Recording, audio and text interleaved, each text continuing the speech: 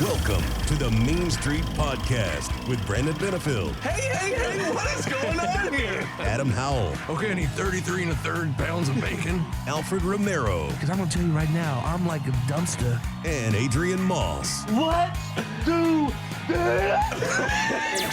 We use the word revolution because this is a revolution. Hold one, arm drag. The millions. What? That's the big wiggle. Look at all of this crap in this ring. Hold two, arm bar. You don't know what hard times are, Daddy. That's right, yet another podcast about professional wrestling. Ugh, seriously, guys? Making their way to the ring at a combined weight of 776 pounds, the Mean Street Podcast. Hold three, the moss covered, three-handle family gradunzel. Two, And that's the bottom line because Stone Cold said so.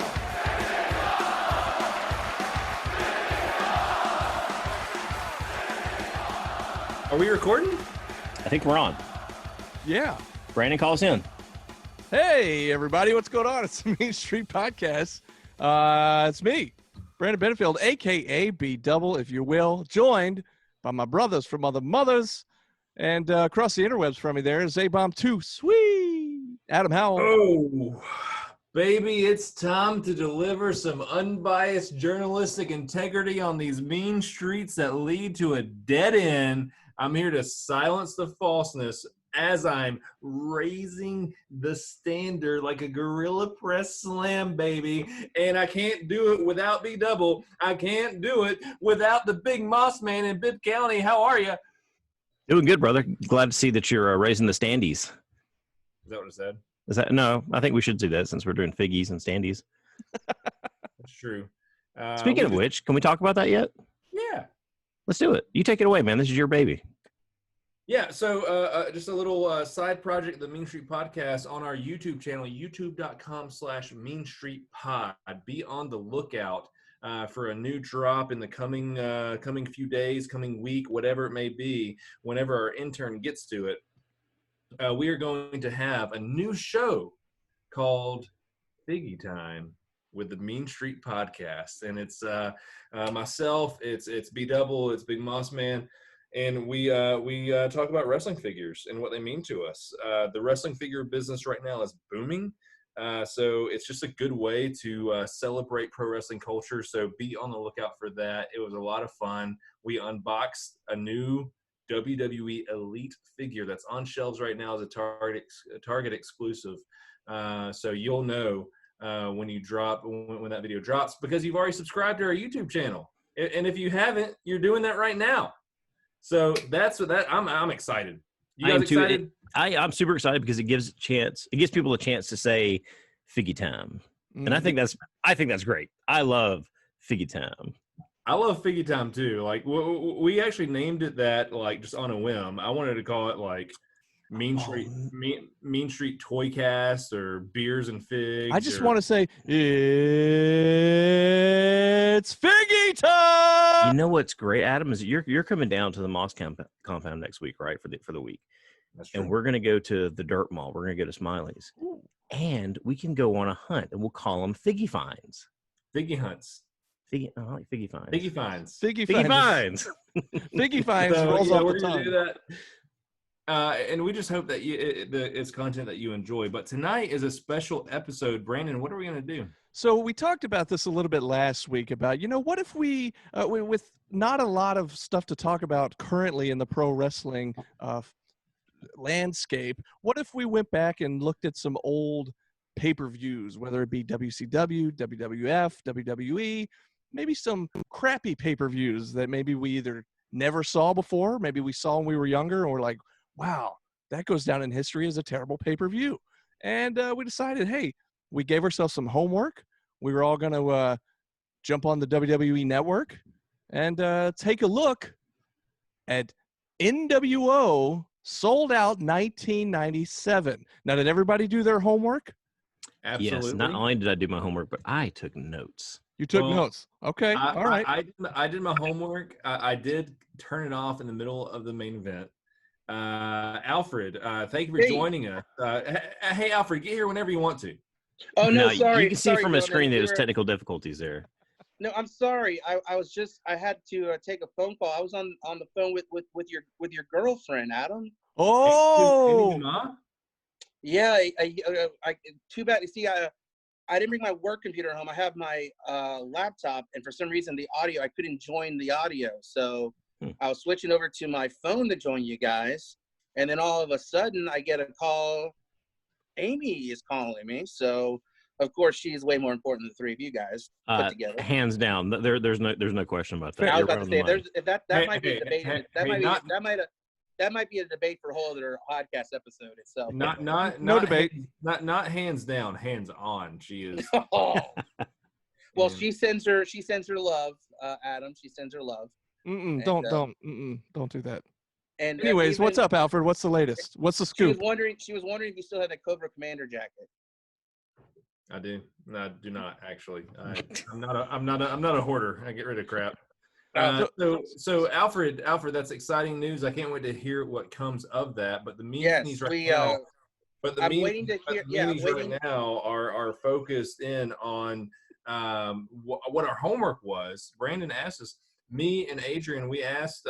We accomplished our homework. We watched nWo Sold Out. Alfred, did you watch it? Yes, I did watch it. Now I did watch it originally when it came out, but I went back and rewatched.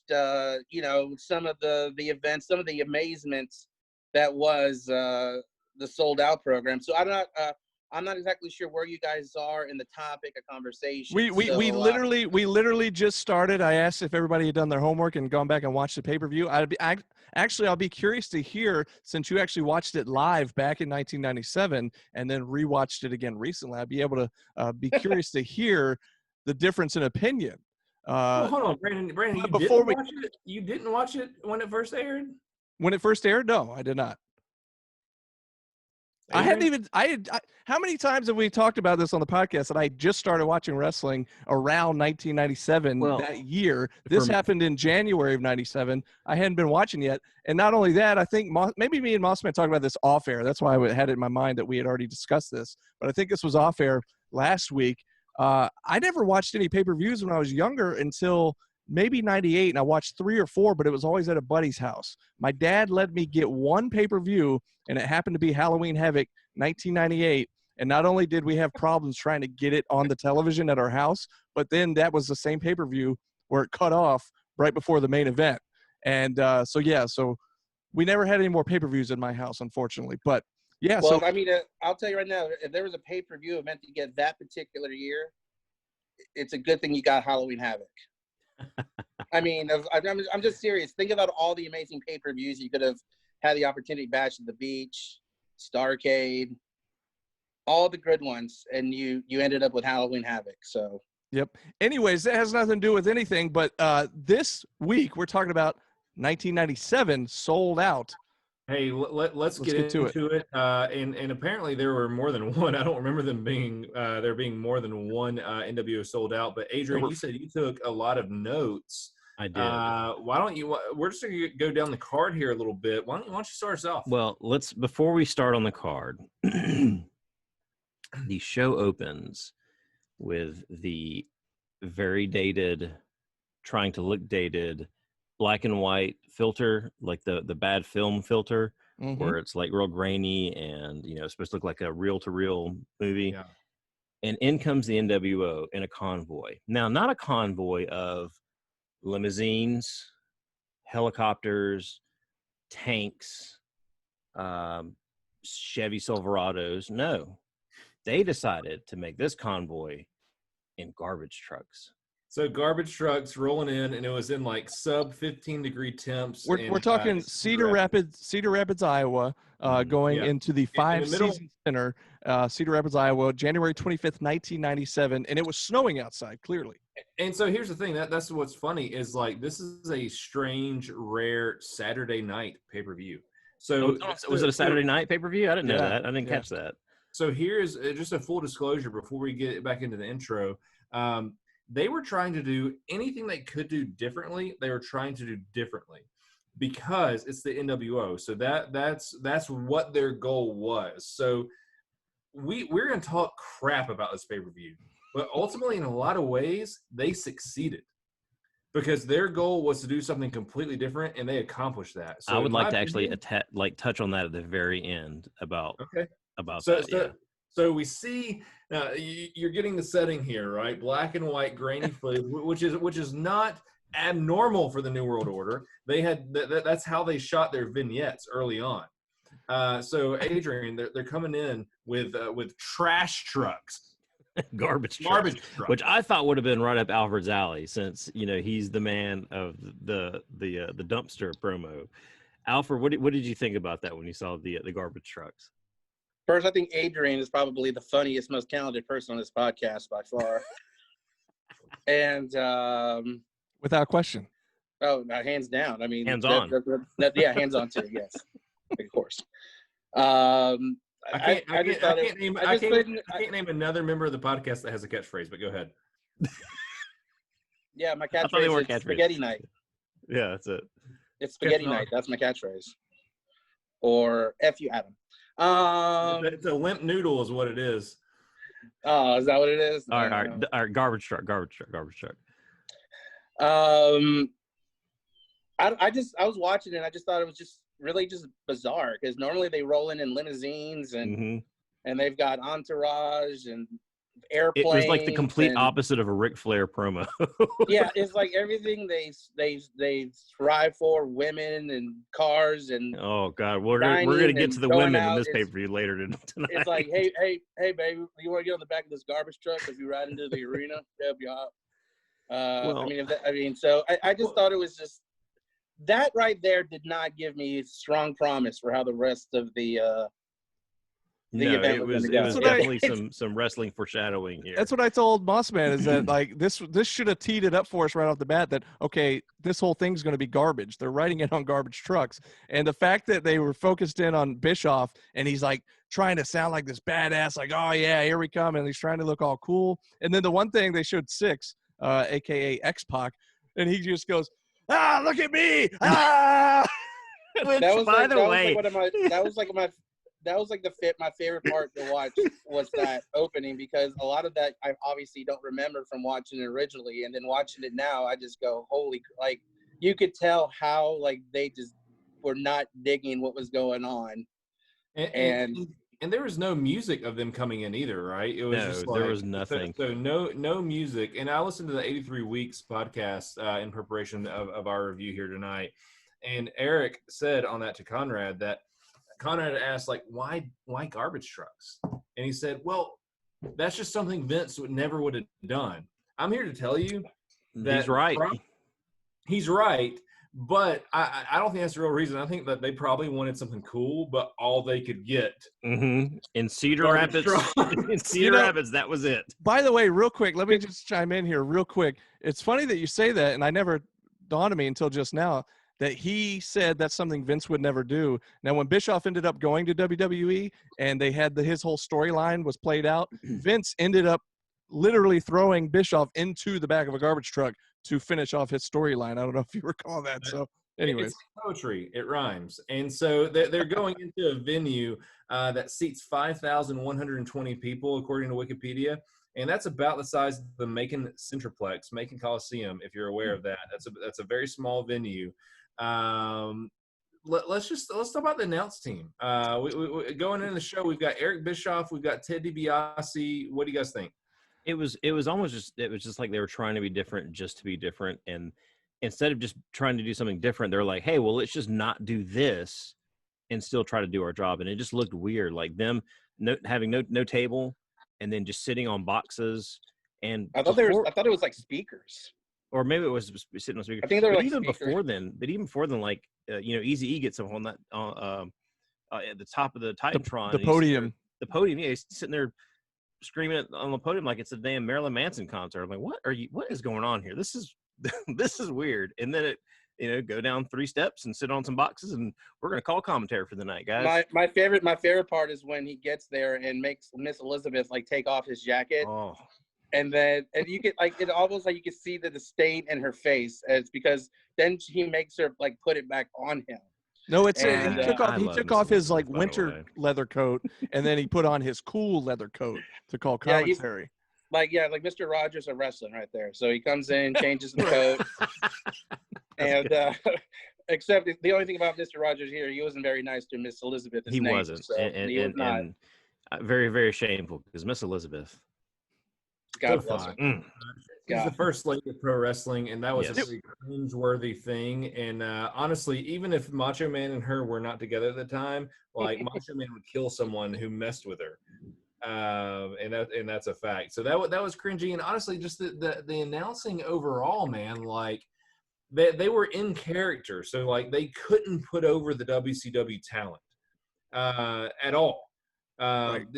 What do you guys think of that? It was weird because it was basically there were really no storylines going into it. They just basically paired off nWo members against a WCW wrestler. No real backstories to any of the matches. And like you said, Bischoff in character basically just buried the WCW guy throughout the entire night.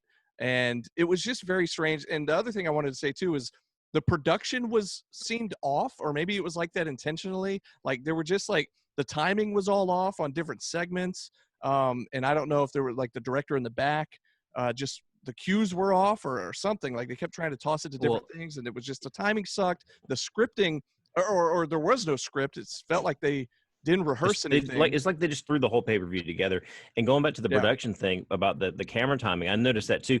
But I think part of it might have been they were doing like a weird, like a shaky cam GoPro first person camera thing that was on a boomstick. I don't know if you guys saw that. Mm-hmm. And I mean, it was a cool idea, but to me, it missed the mark. At the time in 1997, I felt like they were trying to be innovative, and that was something you'd never seen before. And that was something they tried to do. Which look you at got to that. kind of give props on them. Yeah. They brought you the selfie stick, the first selfie stick right there.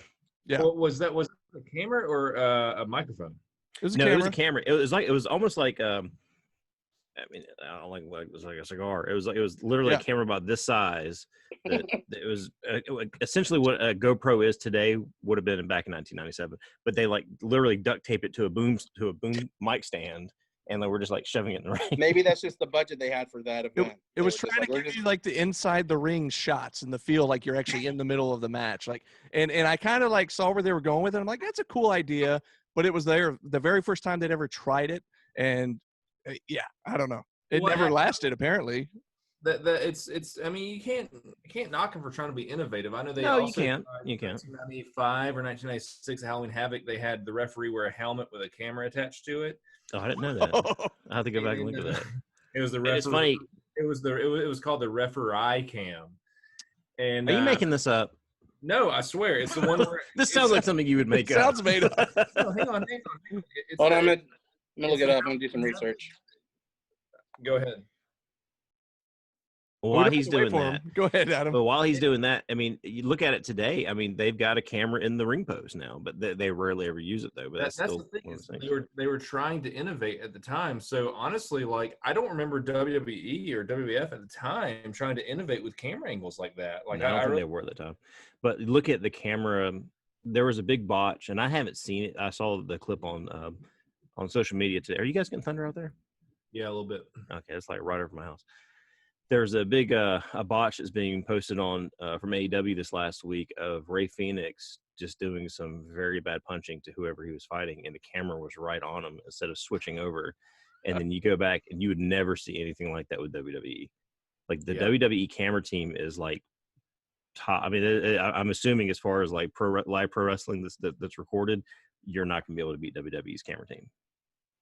Not now. That's one thing that I notice when I go from watching Ring of Honor and New Japan or AEW to watching WWE now. Like their production quality is so far and above. Let's get into the card here. It's we're getting into the show a little bit. The first match was Masahiro Chono versus Chris Jericho, which I'm sure they had probably wrestled before. Adrian.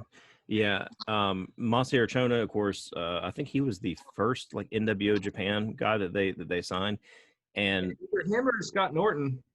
Yeah, Scott Norton would qualify for that. but if you remember the music that they played, of course they played no music for Jericho, which I thought the no music thing, we talked about this earlier, was really stupid. But I mean, it's their pay-per-view. Let them do what they're going to do. The Masahiro Chono came out to the Japanese version of the NWO theme song, which again is just derivative of other Jimi Hendrix music. And I love Masahiro Chono. I liked him like when they started bringing in the luchadors and the Japanese wrestlers from overseas into WCW Nitro. And Chono was one of the guys that I always watch. And I thought that this match was good. I didn't have any complaints with it. Really, I thought it was solid from beginning to end. How can you have a problem with it? He's known as Mr. G1 for being one of the most people in the G1 championship, the contest there, whatever they call it in Japan. And the STF, man, he's the one that made me love that wrestling move. I think that's a great submission hold. Oh, but, I meant to bring that up, and now I've totally blanked on what it was, because I think Bischoff I think Bischoff had said something like, "What does STF stand for?" And DiBiase actually said what it stood for. What was it? Do y'all know? I don't know. Because he said it, because I never knew. I've known the name of the move as the STF. And then DiBiase actually said what it stood for, and I went, "Oh, okay." And then I've totally blanked on what he said it was. I didn't even catch that. No. Yeah, according to the internet, it stands for step over toe hold face lock. No, that's not what he said. He said something totally different. I think he said something kind of tongue in cheek. Maybe it was. Yeah, I don't know. But he said it, and I went, "Oh, okay, it makes sense." Watching this match kind of made me think. I don't think they ever approached him about it. But how awesome, or not awesome? You guys tell me your opinion. I think it would have been awesome. How awesome would it have been to see Jericho in the New World Order? Like, I don't think they ever approached him about it. Well, I mean, at the time, gosh, you're talking about like an alternate future. Yeah, this is the multiverse stuff right here. Right. Like, I don't think it would have worked. You don't think so? I think that he would have taken it over. I think that he would have just. I don't know. At the time, at the level he was at, was probably like, and this is silly now looking back on it, but like, look at like him and Buff Bagwell may have been about on the same level at that time, mid-cardish level. Yeah. And Bagwell was not the whole mouthpiece of the NWO, but a mouthpiece where he was very, he'd get on the mic, he'd cut a bunch of promos. I could see Jericho being that type of person. Although looking back, years later, now Jericho obviously became way bigger over time. But that would have been really interesting had that happened at the time. Adam, what do you think? Awesome thought, man. I think that looking at the Millennium Man, like looking at Y2J and seeing what he could have done, and with that type of persona mixed with the heel tactics where he would lose and he would cry outside the ring. Yeah. Like that would have been perfect to be like a main leader of the mid-card NWO. But I think that with the stranglehold that Hogan and Hall and Nash had for the entirety of the promotion of OCW, that would never have happened. So I agree with you on that one too. In a different world, that would have been badass. That's a cool. great thought. Well, and if you guys want to keep talking about this match, we can, but I've got some interesting notes here. The next thing after we get on to the Jericho Masahiro Chono match was after the match is finished. Now, Chono got the win on that one, didn't he? Yes. I think so, yeah. The camera pans away and we start looking at the first time you get a glimpse at the Miss NWO contestants. Now, for those of you who have not seen NWO Sold Out 1997, hold on to your butts because it's about to get real. They have, and I wrote a note here and it says, Harry Mullet Waffle House waitress on bike. And then Ted DiBiase goes, "Ooh, look at that." Well, that's what was so funny about it. I fell off of my couch laughing at that. And Bischoff as well. Bischoff kept, and now once like I got through the whole when you get show to the end, and then realized like, okay, I see what's going on here. But during the show, Bischoff just kept putting it over like, oh, some of the finest local women here in Cedar Rapids and all this. Yeah. And I'm like, what are they talking about? Then, like immediately after that, you get a shot. They're the cool guys. They're the cool guys. They're the badasses. They're supposed to have these hot babes in bikinis or something, And it was just like, this has got to be a joke. Well, immediately after that, they start showing the crowd, and you start seeing some NWO guys. I mean, some WCW guys come in. Like you see the Barbarians come in. You see Deborah, Mongo McMichaels, and then you see Harlem Heat.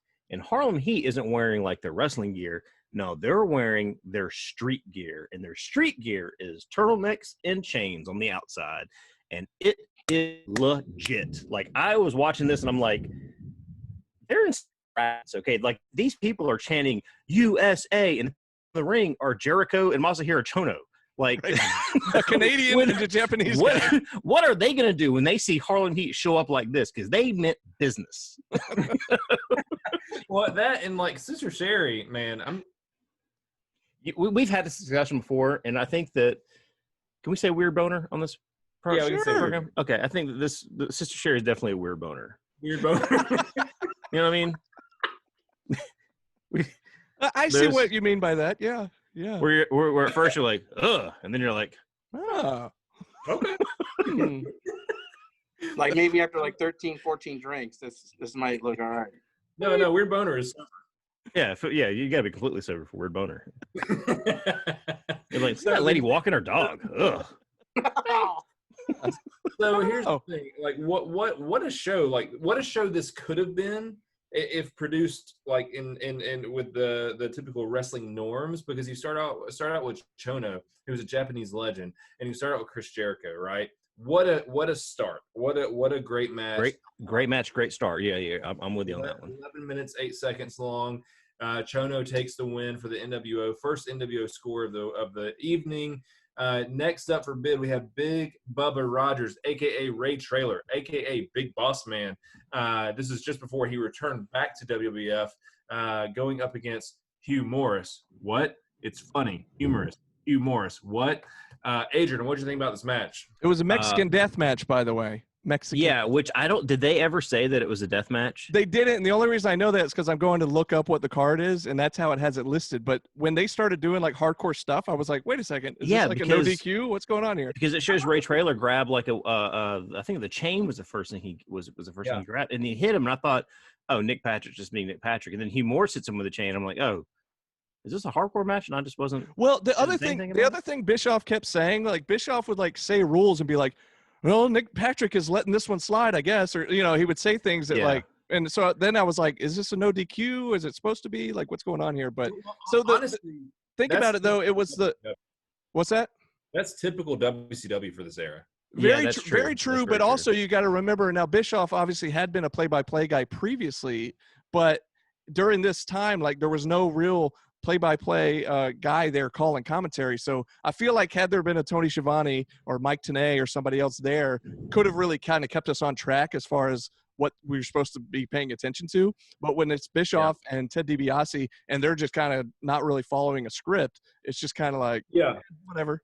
And as much as I could tell that Bischoff was the play-by-play and DiBiase was the color, that's as much as I could tell. And he did bring up Nick Patrick. He was the referee for the entire night for the most part. That's what I was just about to get to, as a matter of fact. If you guys want to touch on this towards the end, we can. But for me, I think God's about to hear me talk. He's bowling, yeah. Great things about Nick Patrick right now, and he's very mad at me about it. Nick Patrick, to me, was the MVP of this pay-per-view. Like, I know that it's, people can say, oh, it's just reffing, but like, you're still being active out there. You're still having, every other wrestling event you go to, the refs are gonna swap out, every other match. Nick stayed with it through the whole thing, and he got physical in a few spots here. But my favorite thing that he did was in this match, actually, which was when they start bringing out the weapons, and Nick Patrick looks at Hugh Morris. He goes, hey, man, we got rules to follow. And he turns around right as like Big Bubba gives him a low blow. Like, it was just pure 100% Nick Patrick. And I loved that. I thought that was great. I also thought that the chain spot that they did with the chain punches, they looked good. And in the end with the damn motorcycle spot, I thought that was a fun little. Yeah, it was cool, and you're so used to seeing that kind of stuff like flop, where like the bike won't start or something like that. When I think Undertaker tried to do it, I think Goldberg tried to start a Barracuda one time and it wouldn't start. So in my mind, I'm thinking, okay, this bike's not going to start when he tries to do it, and it actually started, and he actually ran him over, and I was like, all right, it finally worked. Fun match, man, and honestly, like I kind of grimaced at some of those chain hits, man. Like, yeah, because they look good. There's no way to really fake that. You can do it slower. But like when that last link hits you, it's gonna hurt. And props to Hugh Morris as well. And I know that there have been a lot of big wrestlers. Like when I mean big, I mean like just big old guys that have been, you know, from WCW. Uh-oh, we lost you. Hold that We thought. froze. Hold that thought. That sounds like that lightning bolt took care of It must the Moss have. Man compound. It must have. His modem's down.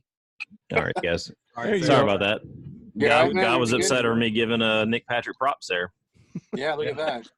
Got struck down. Well, I don't know if you remember where you were, but I do. Yeah, all yeah. right, go ahead. Rolling. You know, going back to WCW, WWF, and all the other promotions in between had a lot of good wrestlers that were just big in stature. I thought Hugh Morris was great. Being such a big guy, being that agile, being able to do moonsaults and, you know, fly through the air. I've always been a huge Hugh Morris fan. I thought that that he's always done good. Same, I mean, Ray Traylor the same way. I mean, he's a big dude. He's still got some pretty good bumps in. Well, I will say, I love a big guy that can go. Vader's one of my favorite, one of my top favorite wrestlers of all time. Bam Bam Bigelow is up there as well. And both of those guys are not strangers to the top rope, but both those guys are strangers to sexually abusing women, and Bill DeMott is not. So there's that. All right. He got fired from NXT Performance Center for that. I didn't know that. Yep. I didn't know that was why. I just thought he was I abusive didn't know to the trainees. I didn't know it was. That's not very Hugh Morris. What? Well, you know what? Mm. Those other guys are a stranger to being alive. True. That's true. Everybody you named is dead except for Bill DeMott. Interesting. So I'm not telling everybody to go there and sexually harass somebody, but I'm just saying. I love how the Moss Man puts everything into perspective for us. That's it. Yeah. All right, so that was a solid match, big man match, Big Bubba and Hugh Morris. Yes, and then this is the point where the camera pans away and it goes to not the silhouette dancers, but the silhouette dancer. And it's not a sexy silhouette, even though Bischoff says, "Oh, it's like those James Bond movies," and I'm like, it was not like those James Bond movies. No, it was. I don't even know where to begin with that. Again, it was like Bischoff kept pumping up, like, "Oh, these Cedar Rapids, the local talent around here, they're just great." And the Cedar Rapid women, and he's talking about the same women that were involved with the Miss NWO. The whole thing was just like, you gotta be kidding me.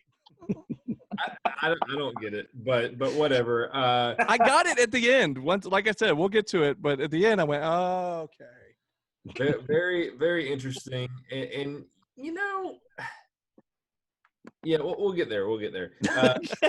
I can't wait until we get there. Next match. Well, I was just thinking about Big Bubba and like how he was like Big Boss Man was such a like stalwart, such a figure in WWF in the 90s. Mm-hmm. And so we'll get there. That's where my thought was going. But the next match.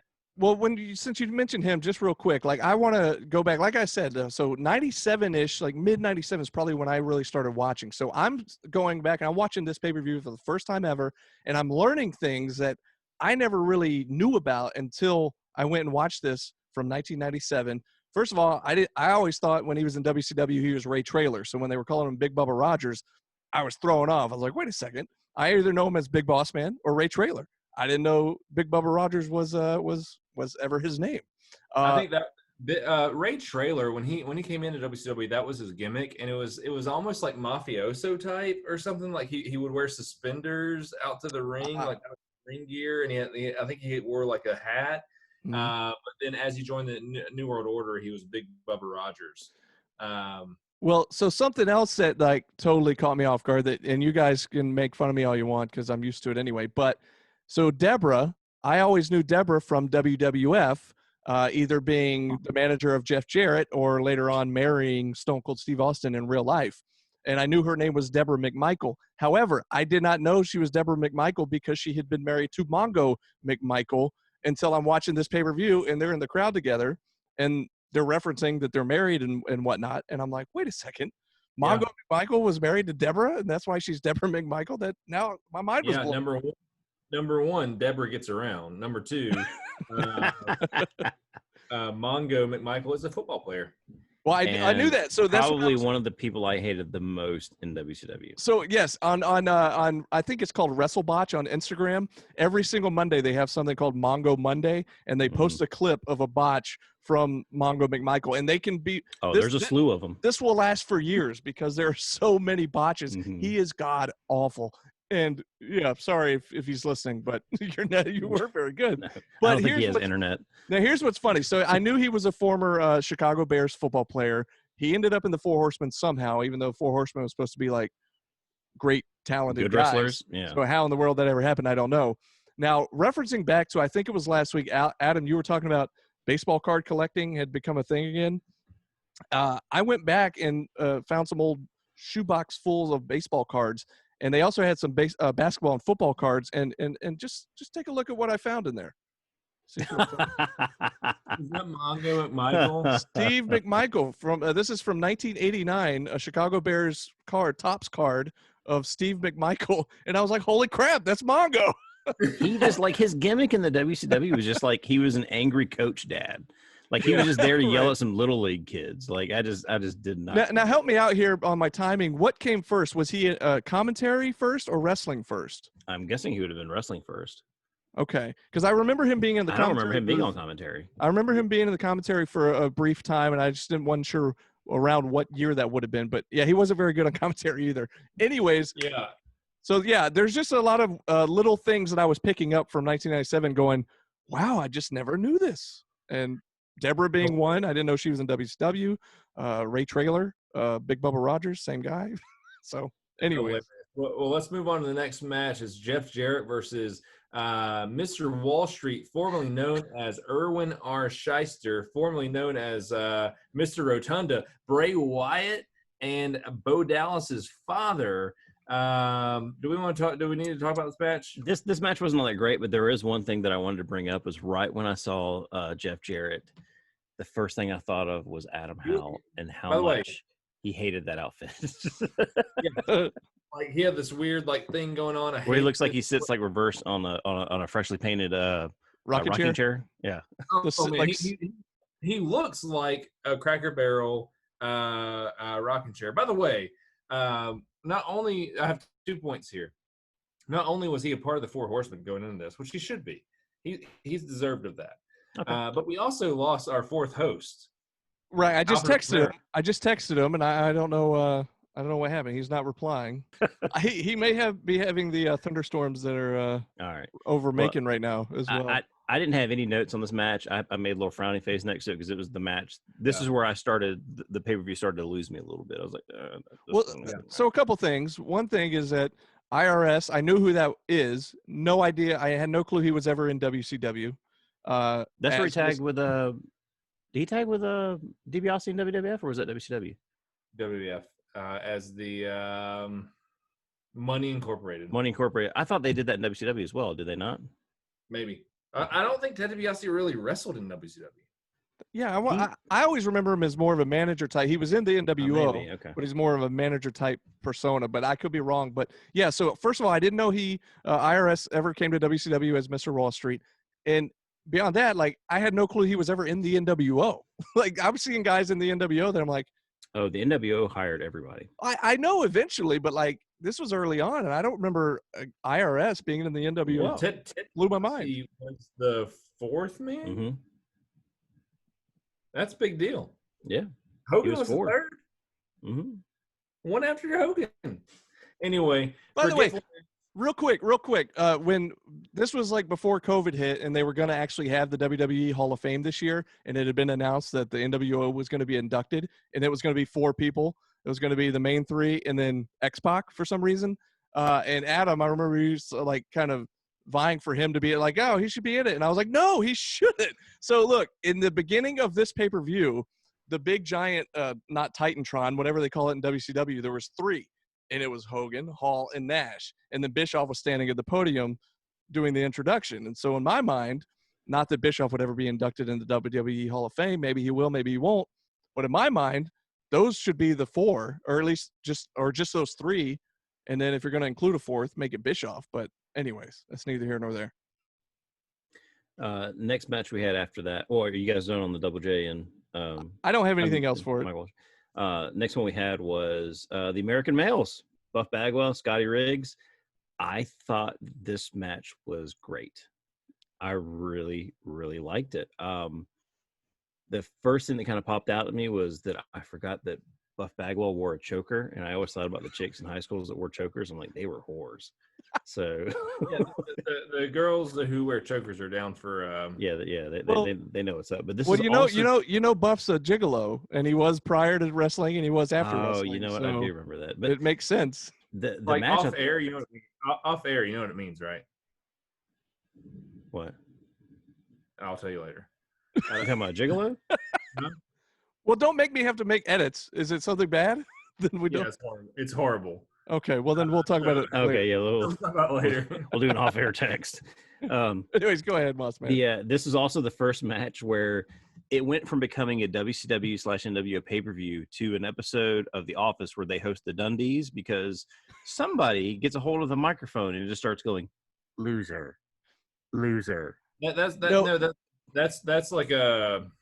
So, real quick, the original voice of the NWO, which was like, the following has been paid for by the New World Order. They got that guy to do all of the ring intros for the night, and they had little drops saying like, loser, new World Order. And and they would play him kind of throughout the night. Now, I think you're right. That might be the first match where I actually noticed them doing that. I took a note, and I was like, why? But like, to me, it was like it was Dwight Schrute, like in the back on the Casio Casio keyboard at the thing. Oh, right. Yeah. And a little side note, a little side piece of trivia for you guys, because I know you guys will are familiar with SHW. So the New Era, they have their theme music, and the beginning of their theme music says, "Welcome to the New Era," or something along those lines. Yeah. And that's actually the same guy. Like, oh, really? I didn't know that. Yeah, they know the guy that was the original voice of the NWO, who actually introduced himself to me when I was on the movie set for Glacier's movie. He was one of the guys that was there as like a random extra.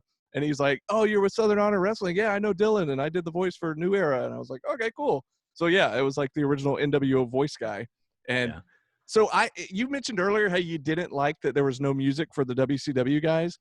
In a way, I kind of appreciated that. Like, I thought it was funny the way they were introducing him. Like, I remember specifically he introduced Jeff Jarrett. He goes, "And now a redneck from Music City, Jeff Jarrett." Like, he just had an insult for all the WCW guys. I don't remember the Jericho one, but they were all pretty funny to me. And I get why they were doing it, again, because they were burying the WCW guys. But whether that was a good idea or not. Let's talk about that briefly. How they would do that. No music, no nothing. And they would bury them on the way out. What do you think about that? I didn't like it at first. Like, I thought that it just looked like a poorly put together pay-per-view. And then as the night progressed and as I got closer to the end of the pay-per-view and I started appreciating it more, at least I did yesterday when I watched it, I was like, this is actually kind of funny. Like, when they, like we said, when they had like I didn't realize it was a guy that it was already pre-recorded. I thought there was just a dude on the side just like making up stuff on the fly, which I thought would have been even funnier. He could have been, but I think he was just like a drop that said loser. Yeah. No, the loser thing I could hear, but like when, Eddie Guerrero comes in, he's like, "This is Mexican Jumping Bean, Eddie Guerrero." And everyone's like, "What just happened?" Right. That's what I'm saying. Yeah, did you not catch that, Adam? Yeah, I did. And I was like, that's funny as hell. Yeah, that wouldn't fly today. Well, that's because people are too soft today, man. Like, I actually really appreciated that. And like Eddie was like, whatever. Like, people need to grow some thicker skin. So Buff Bagwell, Scotty Riggs. I love a good tag team breakup and then a payoff, like a Shawn Michaels, Marty Jannetty, whatever it may be. I love seeing that happen. The next match was Scott Norton. Real quick, this was another thing where like I had to do a little catching up because at the time when I was watching, I only remember Buff Bagwell as part of the NWO, and I only remember Scotty Riggs as part of Raven's Flock. So to even find out that they had used to be a tag the American team. Males, they had the worst WCW theme music of all time. American Males. It was awful. Anyway, the next match, DP Scott Norton. It was awful, but Brandon would have loved it. Yeah. I'm surprised it's not his ringtone. I wish I would have known that they were a tag team. I'm sure they would have been my favorites. Yeah. Anyway. But that's, it was weird. Scott Norton versus Diamond Dallas Page. Okay, so this was let's just go ahead and get the ending out there. Norton defeated via a Count out. via a count out. Adrian, take it away, man. The first thing I saw was, and I'm just going to rip on Cedar Rapids for a moment because they don't have their stuff together out there, was, and I know we've got a lot of listeners and we're going to lose them here, but the person that holds the DDP sign that says BAM, B-A-M, Bam! couldn't stop laughing at that.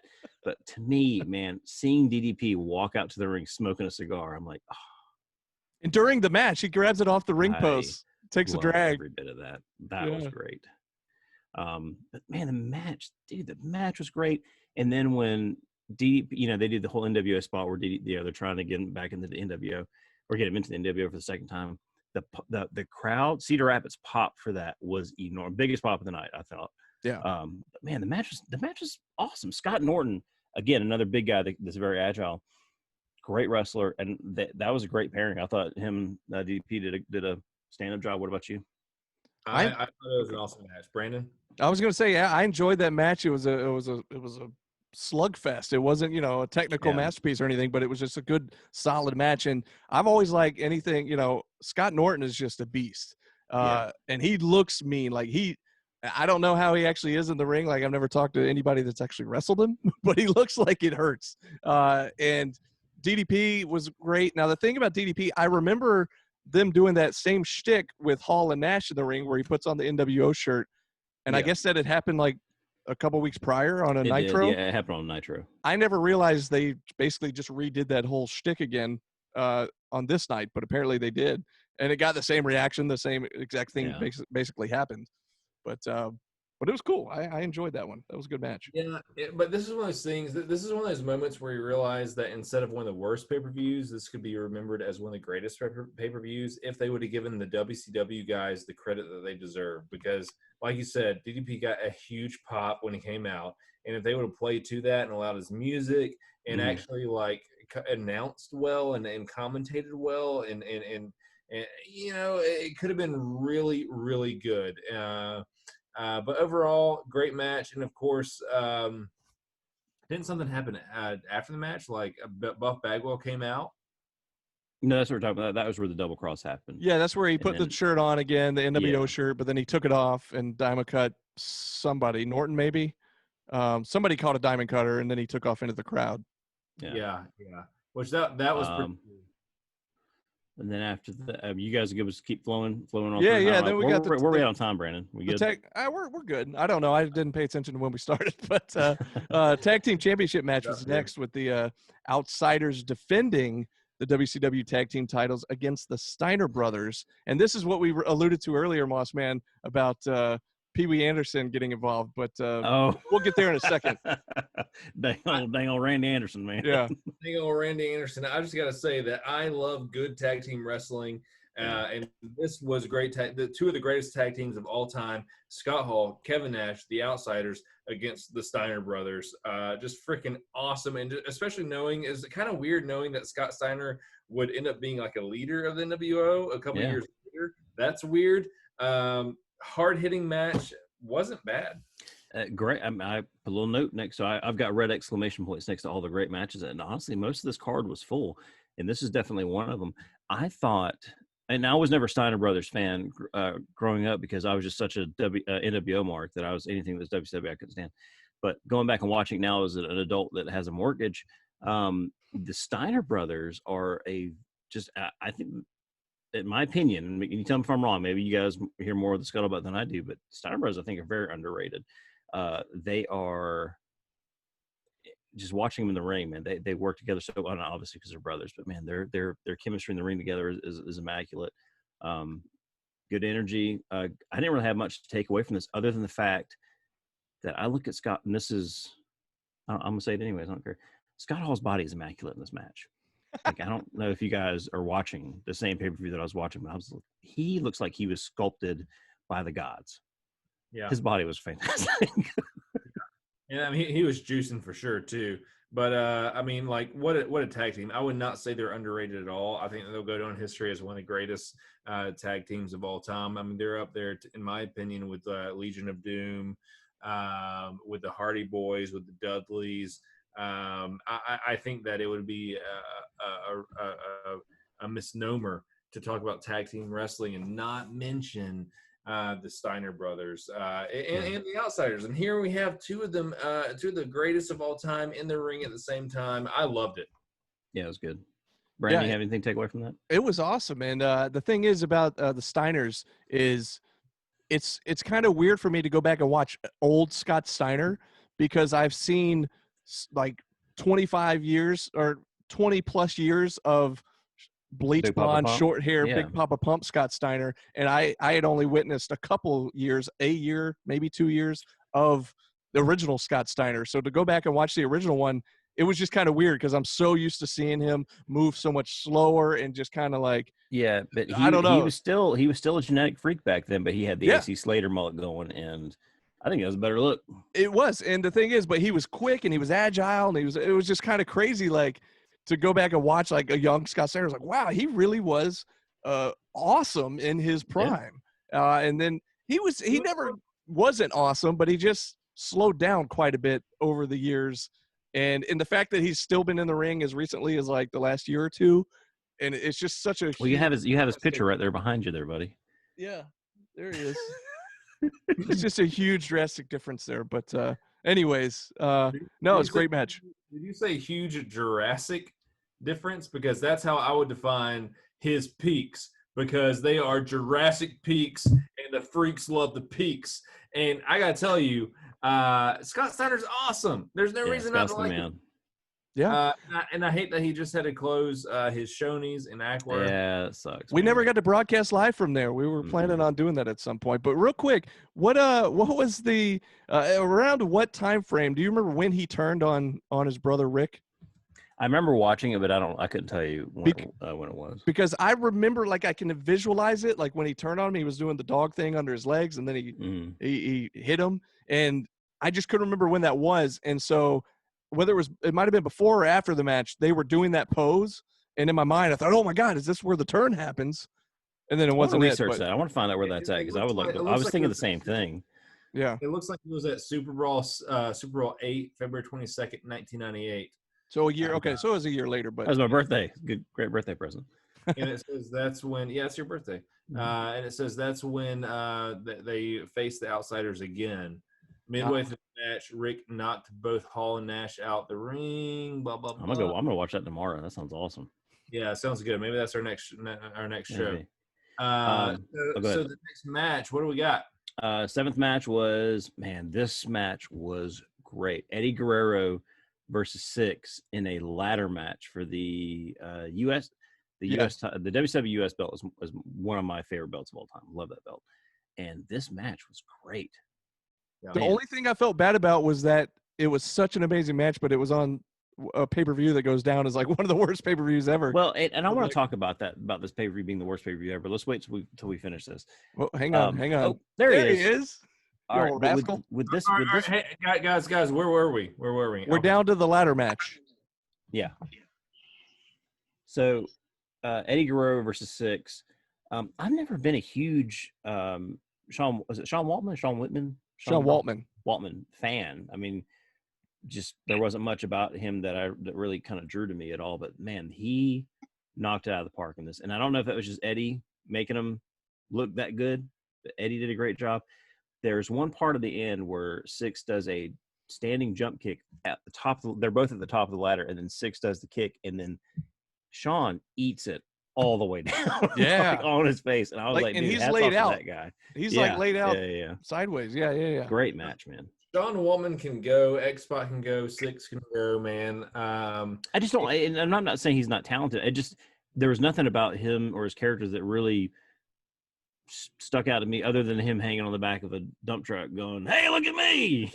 That's about it for me. That's the thing. Is, like, back in those days, like, cruiserweights were just kind of coming up. And so it wasn't like – so Rey Mysterio took charge, Jericho took charge, but Sean just kind of, like, got the back seat. among them. And honestly, that's when we have like things like X-Pac Heat, like We Hate You So Much, just really go away. But honestly, he's extremely talented, and I think this match showed that. Mm-hmm. So, Brandon, you got anything? No, it was a great match. I'm trying to remember. Let's see. So, because Guerrero retained. Because I remember Nick Patrick being like, "Oh, like you weren't supposed to win," like because he was the heel ref. Oh no, it was a weird finish though because.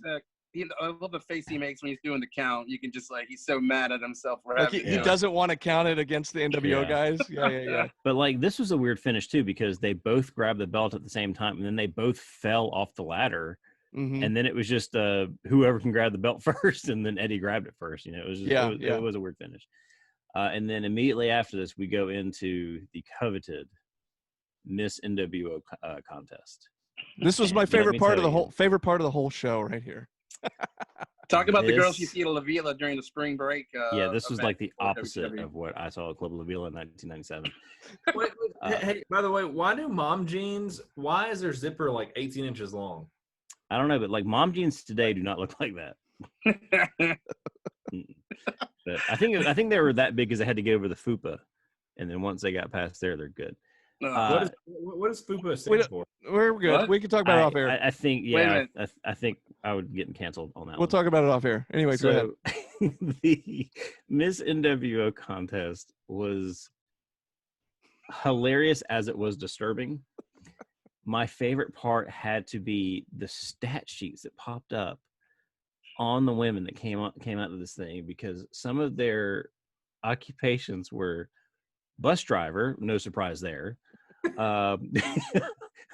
homemaker for one of them, semi-retired, that was one. There were two that were grain inspectors. Grain inspectors. What are the odds that two grain inspectors would show up at the same event? Maybe they just work at the same spot. One hired the other one. They pulled a Matt Cardona and Cody Rhodes gimmick. There was a self-employed subcontractor. Yeah, subcontractor was one. A shipping and receiving clerk. Yeah, I got a shipping clerk on here. A manufacturing specialist. You said homemaker, and these were, speaking of homemaker, these were all very homely looking women, bless their hearts. But one of my favorites was when, and I don't know who the schmuck was that they got to be like the host of the Miss NWO. I don't know who this guy was. He was probably like the wacky morning guy on some local radio station in the area or something. That's what I was thinking, and I don't know. I forget what his name was, but yeah, he sucked too. But he got to like the oldest lady of the bunch, and he went to say something to her, and she goes, "Huh? Like, I can't hear you." And it was just like perfect timing. Hearing aid, lady. Turn up your hearing aid. I gotta hurry up and get back to the grain inspector job. There were two or three that were like, "I can't hear you." It was so. Maybe they looked at him like he's the biggest piece of shit. Like, I can't hear you. And he was having to play along, like play it off, like, "All right, well, let's move on to the next question here." Oh, it's terrible. And there was one, I think you said it, Brandon. It was like the third or fourth one. He like reads her stats, and then she just stands there and she doesn't move. And he goes, "All right, well, you got to move out the spotlight. Some other girls want to see this." See, that's what happens when you don't. That's what happens when you don't have rehearsal. They don't have any idea what's going on. It was clearly not rehearsed. And there was the one I told you, Moss Man, that had the shades on, and she looked like she was strung out on something, meth or something. I'm sure she was drunk or messed up, man. She was some of that good Cedar Rapids super glue. Come on, yeah. Anyways, that's the best stuff you're gonna get north of. That's the best stuff you'll find in that town right there, Cedar Rapids. Yeah. They got the best. He would play it off like they were hot though. Like he was like, "Oh yeah, getting risque." Well, and like I said, that was Bischoff's thing the whole show too. He kept pumping it up like they were so good looking. And I believe the winner, whose hobby was cooking bratwursts and French fries, was Miss Becky, and I believe she was the one that won it. And if you were to ask me, and I'm not trying to be rude, but she was probably the most homely looking out of. Hey, can one of you, the most homeless looking one of them? Is there a way one of you guys could pop a picture of her up real quick? I don't have it on me, but I just have some of the stats on me. Like one.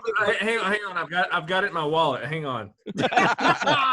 Adam's got the poster of her above his bed. There was that, They and didn't, then they didn't come out with like a WCW sold out like pay-per-view poster, like a monthly No. calendar of that. Miss But did you- NWO calendar. Oh, it'd have been her great. Yeah. Miss NWO prize was she got the throne in Brandon. So Ladies and so gentlemen, the At- future Nitro girls right here, ladies and gentlemen. at this point is where I realized, okay, we've been being worked this entire show because not only did they put her sash on upside down, but then they gave her flowers, and then they put her to sit on the throne, and the throne was literally a giant toilet. A giant toilet, and she's on it, and they're all like around it. Yeah, like go back and look at it. It's like a painted black, and It's you a black see like toilet. a giant handle, like a flush handle, and like she's sitting on this giant toilet, and I'm going, Basically just freaking Bischoff. flushed her. Yeah, freaking Bischoff has worked us this entire show, And making me think that this is legit. And I'm like, how can he honestly think that these are like the hottest women in Cedar Rapids? Oh, the whole thing was the joke. Yes, and that's where I really this pay-per-view took off because the whole time I'm watching this going, am I not getting it? Like, is there something that I'm missing? Like, are these women just good for 1997? And I'm like, no. That's what I was thinking. I was like, okay, in 1997, like Anderson was the top of 1997. Yeah, we had like Pam Anderson, we had Carmen Electra, we had Daisy Fuentes. Like we had some prime choice back in the day. Yeah. I'm sitting here going, am I missing the joke? Right. And yes, I missed the joke.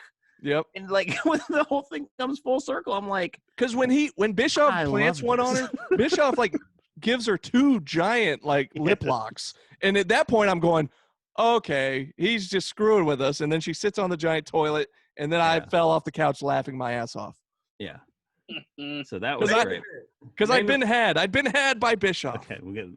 All right. So yeah, that was that. And then the main event, I don't really have much to take away from this one other than to me it was a typical NWO match. Yes, it was NWO WCW Nitro match, WCW Nitro finish. I'm sorry. I just want to get in the beginning here because I was watching it on the network.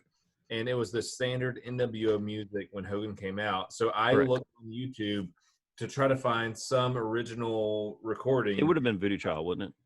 I don't think so because I looked high and low on YouTube and I couldn't find it. I was going to ask you. Yeah, I was going to ask you guys if you knew because we talked about how they played the stupid generic NWO mid-card music for all the other matches. Mm-hmm. And I was going to ask you guys if that was the reason – because it was on the network, if that's what the reason they played the generic music, because I would have assumed it would have been Jimi Hendrix, but it was not. Well, they only played that for Hollywood. That was a thing, yeah. I think he even did the guitar thing, which he always would do for the Jimi Hendrix music. Yeah, so maybe the original release was, I don't remember, but I got to be honest, guys, I actually turned it off in the middle of this match, so I don't remember much. So you didn't miss much. It was the same ending that it's always been for the Giant versus Hollywood Hogan. The only note that I have on here, I got two notes. One was the fact that when Hogan came out, he came out with 1997 era Dallas Cowboys, and I don't know anything about sports ball. I don't know anything except the fact that I know that like the 90s era Dallas Cowboys were superstars. Like those guys were like top of the game, and just the fact that they kind of came out with Hogan was pretty baller, I thought. Flashing their like Super Bowl rings, it looked really badass. And even though those were guys I wasn't familiar with, and I pay attention to football, but those guys I hadn't heard of, but it looked cool. And my favorite part was he's got the Dallas Cowboys coming out of his entourage, and then back behind them is Virgil. And Virgil's looking at these guys like, so what's it like to be a successful African American athlete? And then Hogan's like, hey, hold this chair, hold this belt, hold these glasses, and go stand over there. It was funny watching Virgil try to get like in all the shots. Dude, he tried to get in all the shots, and he just kept looking up. It looked like Baby Yoda, like looking up at the it was so funny. Okay, so for the camera with the red light on. Here's the newest Mean Street Podcast T-shirt: Virgil as Baby Yoda. Looking up at the Dallas Cowboys. We're gonna make money, guys. We're gonna make money. That's it. That's good. And then the only other note that I had was the Giant's giant ass, because they beat the Giant with like a chair and a bunch of other stuff. And then they, you know how they used to like Adam, how they would like rip your shirt off and then spray paint NWO on there. Well, Hogan grabs the giant singlet and then rips it, but he rips it way too far, and it just pulls his ass out. And then They it happens pixelated right. it. Yeah. Yeah. So like there's a blur spot over his ass, a giant blur spot. It happens right when Scott Hall gets in the ring. No, it gets better. Scott Hall gets in the ring and goes, "Whoa!" He has a great. Yeah, he had a great reaction to it. It's pretty funny. So good. Whoa. Yeah. And Hey, just yo. trying not to laugh, man. Oh, Hey, yo. so great. Yeah, yo, your butt's out. And I miss spray painting on wrestlers. So was a that good is era. nWo sold out. Oh. We hope you enjoyed our review of this classic. Well, paper. hang on, can I add one thing on here? Yeah. So we started this as, hey, let's grab a really crappy pay-per-view, right? And we'll watch it and we'll make fun of it, we'll review it, and we'll do it on MSP. I heard that this pay-per-view was terrible from everybody. Everybody's like, oh yeah, that was very forgettable. I watched it and there was only one match that I didn't enjoy. Yeah. I thought it was great. It was good seeing the crowd reactions. And I want to say, and actually Catherine brought this up, she goes, maybe it's just because wrestling's been so god-awful lately that you went back and watched the world's worst pay-per-view and enjoyed it. I'm like, that shows you where we are in wrestling today, I think. Which is why we had the idea to do this. Yeah. That's a whole different topic that we can start off with in the next episode of the Mean Street Podcast, because I do think that there's something to that. But yeah, it wasn't horrible. And I would like to, I'd like to do this again. Maybe we can do this twice a month. Maybe every I'm other good with that. Every other episode we do a classic pay-per-view review. It doesn't have to be a bad one. We can do a good one too. Yeah. And just kind of mix it up a little bit until COVID goes the F away. And we can just talk about some pro wrestling that we love so much that brings us all together. Be on the lookout, meanies, for a we already talked about it at the beginning of the episode, right? Mm-hmm. We can talk about it again because it's a fun name. Yeah, so we're doing a new side series on YouTube where you can check us out, youtube.com/meanstreetpod. We're doing Figgy Hunt. Figgy time. Figgy time. Figgy time for the Mean Street Podcast. So check it out. Brandon, get us out of here. Yeah, I guess that's gonna do it. I must have missed. Did I miss that memo? What's that? Figgy time. Oh, you because you logged on to the show late. We had just started the episode, I think, when you were logging on. But Oh, okay. Well, we can discuss this later. Figgy time on the MSP. It's yeah, I don't know. Anyways, hey, Alfred, ring the bell. Why are you there? Ring the bell. Ooh, look at that. Ask him! Time to do it! Hey, I got you.